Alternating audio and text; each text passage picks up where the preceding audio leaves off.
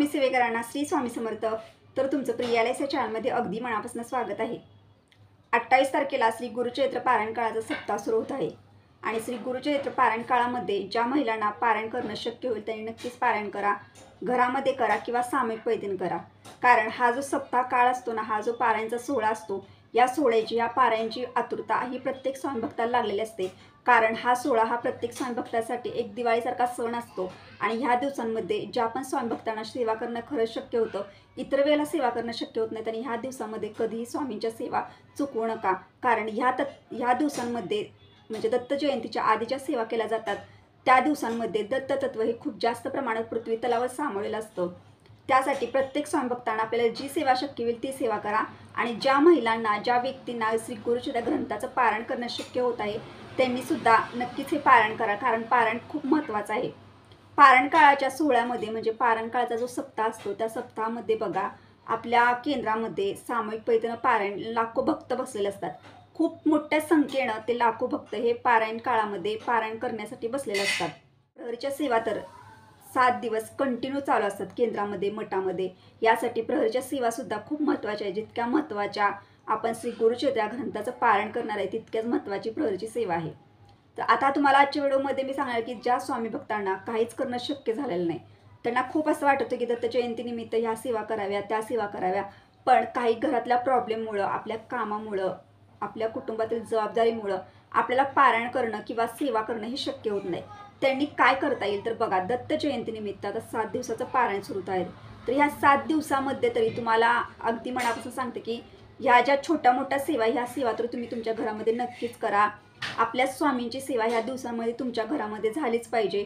आपण एक स्वामी भक्त आहोत, आपण इतर वेळेला सेवा करत नाही, इतर वेळेला आपल्याकडनं सेवा होत नाही, पण ह्या दिवसामध्ये तरी छोटीशी एक सेवा आहे, तुम्हाला सांगणार आहे की ती सेवा प्रत्येक स्वामी भक्ताने केलीच पाहिजे. अगदी 5 ते 10 मिनिटाची सेवा आहे, पण सेवा ती चुकवू नका. तुम्ही नक्कीच या 7 दिवसामध्ये तुम्हाला जेवढी सेवा शक्य होईल तेवढी सेवा करा. आणि आपल्या स्वामींची सेवा तुम्हाला अगदी सोप्या पद्धतीनं या 7 दिवसांमध्ये आपण स्वामींची सेवा घरच्या घरी कशी करायची याविषयी सुद्धा सविस्तर अशी माहिती तुम्हाला आजच्या व्हिडिओमध्ये देणार आहे.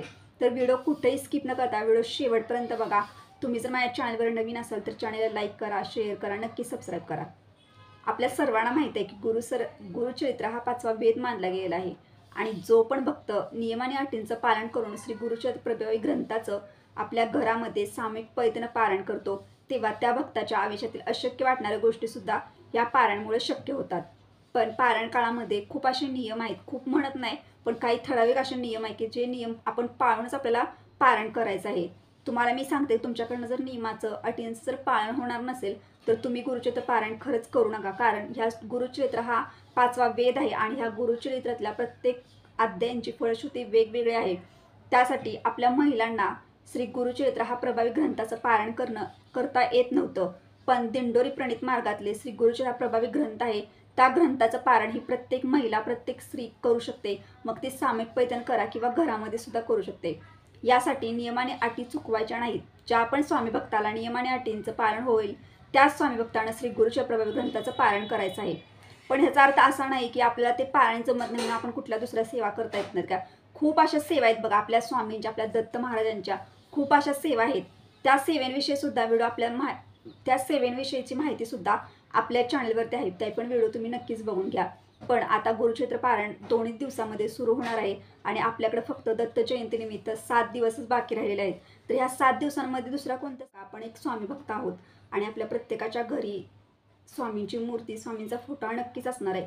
आपल्या इतर वेळेला स्वामींसाठी काही करता येत नाही, म्हणजे खूप आपण धावपळीचं आपलं जीवन आहे बघा. आपल्या धावपळी जीवनामध्ये आपल्याला जेवढी सेवा करणं शक्य होईल तेवढी करत असतो. पण ह्या दिवसात तरी तुम्ही आपल्या स्वामींसाठी तुम्ही नक्कीच वेळ काढा. तर स्वामींसाठी वेळ काढा म्हणजे काय तर बघा, आपल्या घरामध्ये स्वामींची मूर्ती आहे तर ह्या 7 दिवसांमध्ये आपल्या स्वामींच्या मूर्तीवर अभिषेक हा झालाच पाहिजे. पहिल्यांदा तुम्हाला पंचामृतांना अभिषेक करायचा आहे, नंतर तुम्हाला पाण्याने अभिषेक करायचं. पण अभिषेक करत असताना आपल्याला एक वेळा पुरुष सुक्ताचं पठण करायचं आहे, एक वेळा स्त्री सुक्ताचं पठण करायचं आहे. आणि आपल्या घरामध्ये जर स्वामींचा फोटो असेल तर फोटो स्वच्छ पाण्याने पुसून घ्यायचा, स्वामींना अष्टगंध लावायचा आणि आपल्या स्वामी महाराजांचं आवडतं वस्तू म्हणजे आवडती वस्तू आहे तर ते हिना अत्तर आहे. हिना अत्तर स्वामी महाराजांना विशेष प्रिय आहे. प्रत्येक स्वामी भक्तांना आपल्या स्वामींसाठी आवडीची गोष्ट नक्कीच ह्या दिवसामध्ये करा. स्वामी महाराजांचं हिना अत्तर स्वामींना नक्कीच लावा. स्वामींना दुसरा तर आवडत नाही, पण स्वामींचा आवडता अत्तर असेल तर ते हीना अत्तर आहे. यासाठी हीना अत्तर नक्कीच स्वामींना तुम्ही ह्या 7 दिवसामध्ये अर्पण करा. त्यानंतर तुम्हाला काय करायचं, ह्या 7 दिवसामध्ये आपल्या स्वामींसाठी आपल्याला विशेष अशा वस्तू अर्पण करायच्या. स्वामी महाराजांना ज्या वस्तू आवडतात त्या वस्तू अर्पण करायचा. 7 दिवसामध्ये स्वामी महाराजांना दररोज अभिषेक घालायचाच आहे आपल्याला. दररोज स्वामी महाराजांना सकाळी संध्याकाळी आपल्याला नैवेद्य दाखवायचा आहे. स्वामी महाराजांना आवडत्या वस्तू अर्पण करायच्या. ह्या वस्तूंमध्ये काय, स्वामींना जी फुलं आवडतात ती फुलं अर्पण करायची. स्वामींना पिवळा चाफा आवडतो, स्वामींना मोगरा आवडतो, स्वामींना गुलाब आवडतो. ह्या सर्व वस्तू, फुलं जी आहेत बघा, ती आपल्या स्वामींना विशेष प्रिय आहेत. पण तुम्ही ह्या 7 दिवसांमध्ये जेवढी शक्य होईल ना तेवढे ह्या फुलांपैकी एक फुल तरी स्वामींना नक्कीच अर्पण करत जावा. तर आता त्यानंतर तुम्हाला सांगते की स्वामी महाराजांना कोणता नैवेद्य दाखवायचा. तसंच स्वामींसाठी तुम्हाला आवडीचे पदार्थ हे नैवेद्यामध्ये नक्कीच समावेश करा. त्यामुळे आपल्या घरामध्ये स्वामींना नैवेद्य आपल्याला दाखवायचाच आहे सकाळी संध्याकाळी. तर नैवेद्यामध्ये तुम्हाला काय स्वामींना दाखवायचं, तर बघा, स्वामी महाराजांचा आवडती वस्तू हे खीर आहे. शेवळ्याची खीर स्वामींना खूप आवडते. स्वामींना कांदा भजी आवडतो, स्वामींना बेसनाचे लाडू आवडतात, स्वामी महाराजांना घेवड्याची भाजी आवडते. हे सर्व पदार्थ आपल्या स्वामींना आवडतात. यासाठी आपल्याला स्वामींना सकाळी आणि संध्याकाळी नैवेद्य हा नक्कीच दाखवला पाहिजे. यासाठी 7 दिवसामध्ये नैवेद्य चुकवायचं नाही. आता बघा, ह्या 7 दिवसामध्ये पारायणचा सप्ताह आहे. म्हणजे केंद्रामध्ये खूप मोठ्या जास्त प्रमाणात सप्ताहासाठी म्हणजे व्यक्ती बसले की पारायणची सेवा करतात. काही जण पारायणला नाही बसत, पण ते आपले श्री स्वामी चरित्र सारामृताचे पाठसुद्धा तिथे येऊन करत असतात. स्वामींच्या प्रत्येक सेवा ते केंद्रामध्ये येऊन करतात. केंद्रामध्ये अखंड नामजप यज्ञ सुरू असतं, म्हणजे अखंड नामस्मरण सुरू असतं. प्रहरीच्या सेवा या अखंड असतात आणि ह्या दिवसांमध्ये स्वामींची आरती संध्याकाळी दररोज होत असते बघा. यासाठी जेवढं शक्य होईल तेवढं तुम्ही केंद्रामध्ये जाण्यासुद्धा प्रयत्न करा. आपल्याकडनं भले इतर वेळेला काही होत नाही, आपण एक स्वामी भक्त आहोत, स्वामींवर आपला विश्वास आहे. स्वामींसाठी आपण एवढं तरी करू शकतो ना. स्वामींच्या आवडीच्या वस्तू अर्पण करा स्वामींना. ह्या 7 दिवसात स्वामींच्या मूर्तीवर दररोज अभिषेक घाला. इतर वेळेला चुकतो, पण त्या दिवसांमध्ये तर चुकवू नका. घरामध्ये स्वामींना जे पदार्थ आवडतात ते पदार्थ बनवा, स्वामींना नैवेद्य दाखवा. आणि आपल्याकडनं आता स्वामींना काय हवं असतं, तर स्वामींना सेवा हवा असतात. पण काही वेळेला काही स्वामी भक्तांकडनं पोथी वाचन, ग्रंथपठण करणं ह्या सेवा होतच नाहीत बघा. त्यांना खूप असं मनातून असून वाटतं, पण त्यांच्याकडनं ते होत नाही. तर त्या स्वामी भक्तांनी काय करायचं, ह्या दिवसांमध्ये तुम्हाला तुमच्या घरामध्ये 11 वेळा स्वामी महाराजांचा जप करायचा. 11 माळी जप तुम्हाला करायचाच आहे. श्री स्वामी समर्थ ह्या मंत्रामध्ये खूप शक्ती आहे आणि श्री स्वामी समर्थ ह्या मंत्राचा जप ज्या पण घरामध्ये होतो, नामस्मरण ज्या पण घरामध्ये होतं, जी पण व्यक्ती नामस्मरण करते त्या व्यक्तीच्या आयुष्यातील खूप असे भोग, खूप अशा गोष्टी आहेत की ज्या गोष्टीतून त्या व्यक्तीला मार्ग मिळत नाही, पण स्वामींचं नामस्मरण केल्यानंतर त्या व्यक्तीला त्या गोष्टींमधून नक्कीच मार्ग मिळतो. त्या व्यक्तीची दिवसेंदिवस प्रगती होत जाते, त्या घराची प्रगती होत जाते. यासाठी आपल्या घरामध्ये आपल्याला 11 माळी जप तुम्हाला झालाच पाहिजे. 7 दिवसामध्ये दररोज आपल्याला 11 माळी जप करायचाच आहे. तुमच्याकडनं इतर पोथी वाचन होत नाही ना, पण तुम्ही ह्या सेवा तरी तुमच्या घरामध्ये करू शकता. जवळजवळ किती वेळ लागेल तुम्हाला, एक अर्धा तास किंवा 15-20 मिनिटं लागू शकते. तुम्हाला आपल्या घरामध्ये नामस्मरण करायचं आहे. आता त्यानंतर बघा, संध्याकाळी आपल्याला दररोज तारक मंत्राचं पठण करायचं आहे. एक वेळा आपल्याला दररोज तारक मंत्राचं पठण करा. तुमच्याकडे जर वेळ असेल तर तुम्ही 11 वेळा सुद्धा दररोज तारक मंत्राचं पठण करू शकता.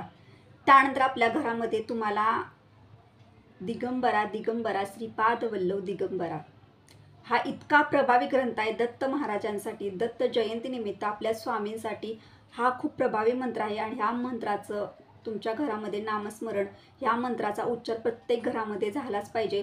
जेवढा जास्त तुम्हाला माळ जप करता येतील तेवढी करा. ह्या मंत्राची 1 माळ करा, ह्या मंत्राच्या 11 माळी करा, पण तुम्हाला मंत्राचं पठण करायचंच आहे. मंत्र खूप आणि खूप महत्त्वाचा आहे. दिगंबरा दिगंबरा श्रीपाद वल्लभ दिगंबरा हा मंत्रामध्ये इतकी प्रचंड शक्ती आहे की ज्या पण घरामध्ये ह्या मंत्राचं पठण होतं, ज्या पण घरामध्ये ह्या मंत्राची 1 माळ होते, त्या घरामध्ये अशक्य असं काहीच नाही.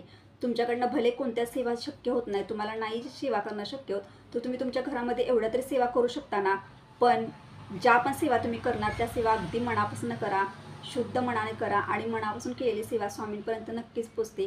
आता सर्वात महत्त्वाचं म्हणजे श्री गुरुचैत्र पारायण काळाच्या सप्ताहामध्ये आपल्याला सर्वात महत्त्वाची सेवा कोणती करायचं, ह्या दिवसांमध्ये तुम्हाला जेवढं तुम्हाला दुसऱ्यांना दान धर्म करता येईल ना तेवढी करत राहा. गोरगरीब व्यक्तींना दान धर्म करा, गरजू व्यक्तींना मदत. पुढे जर एखादं कुत्रं आलं किंवा गाय आली तर त्यांना सुद्धा तुम्ही नक्कीच तुमच्या घरामधील चपाती खायला घाला. तुमच्या जर घरापुढं एखादी गाय आली ना तर ह्या गायीचं तर खूप महत्त्व आहे बघा. किंवा जवळपास जर गोरक्षण जरी असेल तर त्या ठिकाणी जाऊन तुम्ही गाईला चपाती खाऊ घाला. कारण ह्या दिवसांमध्ये जेवढ्या आपण सेवा करतो, जेवढ्या आपण पदार्थ स्वामींना अर्पण करतो, जेवढ्या आपण स्वामींच्या वस्तू स्वामींना अर्पण करत असतो तितकंच महत्त्वाचं असेल तर ह्या गोष्टीसुद्धा तितक्यात महत्त्वाच्या आहे. या दिवसांमध्ये कधी कुणाला नावं ठेवू नका, कुणाची निंदा करू नका. कारण आपण ह्या दिवसांमध्ये काय इतर वेळासुद्धा आपण कधी कुणाला नावं ठेवायची नाही, निंदा करायची नाही. कारण आपण जर तसं वागलो आणि किती जरी स्वामींची पोथीवाचन केले, स्वामींची पारायण केली, तरीसुद्धा स्वामी सेवेपर्यंत आपण कधीही पोचणार नाही. स्वामी सेवेपर्यंत पोचण्याचा सर्वात सोपा मार्ग असेल तर आपली कर्म चांगली करा. कारण शेवटी कर्मातच स्वामी सेवा आहे. आणि ज्या वेळेला एखादी व्यक्ती कर्म चांगलं करते त्यावेळेला ती स्वामींची कमी सेवा करू दे, पण स्वामी महाराज तिच्यावर आपला कृपा आशीर्वाद कायम ठेवतात. कारण तिची कर्म चांगली असतात. यासाठी तुम्हाला भले कमी सेवा जमू दे, पण तुम्ही ह्या गोष्टी तर नक्कीच करा. गरजू व्यक्तींना आणि गोरगरिबांना कधी विसरायचं नाही, त्यांना कायम मदत करायची. आपल्याकडे जेवढं शक्य असेल तेवढी मदत करायची. किंवा ह्या दिवसांमध्ये तुम्ही एखाद्या मंदिराच्या ठिकाणी गेला आणि त्या मंदिराच्या बाहेर जर एखादी व्यक्ती असेल तर त्या व्यक्तीला सुद्धा तुमच्याकडे जे प्रसाद असेल तो प्रसाद खाऊ घाला. किंवा तुमची जर इच्छा असेल केंद्रामध्ये बघा, आता सप्ताह सुरू झाल्या म्हटल्यानंतर केंद्रामध्ये आरती वगैरे आपल्या स्वामींची असते संध्याकाळची.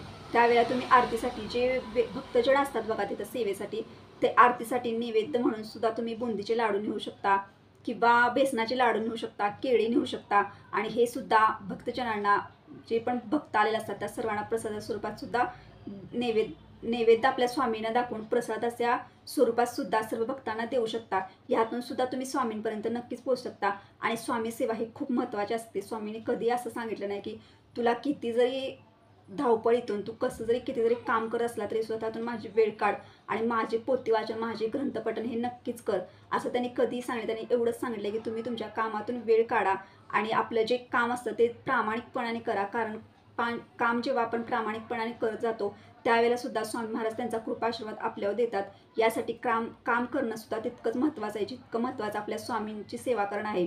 यासाठी स्वामींनी काय सांगितलं तर स्वामींनी एवढंच सांगितलं की तू माझं नामस्मरण कायम करत राहा. तू जिथं असेल तिथं माझं नामस्मरण कर. कारण माझं नाव जेव्हा जिथे घेतलं जातं तिथे मी प्रत्यक्षात अवतरलेला असतो. यासाठी प्रत्येक स्वामी भक्तांनी ह्या दिवसामध्ये तुम्हाला काही जमत नाही पण केंद्रामध्ये जायचं, केंद्रामध्ये प्रहरच्या सेवा तेवढा करा. फक्त तुम्ही तुमच्या घरामध्ये ह्या 7 दिवसामध्ये करा.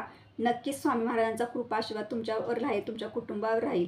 तर ह्या पद्धतीने मी तुम्हाला आजच्या व्हिडिओमध्ये ज्या स्वामी भक्तांना काहीच करणं शक्य होत नाही त्यांनी एवढा तरी सेवा दत्त जयंतीनिमित्त आपल्या घरामध्ये नक्कीच करा. तुम्हाला जर हा व्हिडिओ आवडला असेल तर लाईक करा, शेअर करा आणि नक्कीच सबस्क्राईब करा. भेटूया आता नेक्स्ट व्हिडिओ. तुम्हाला सर्व स्वामी सेवेकरांना श्री स्वामी समर्थ.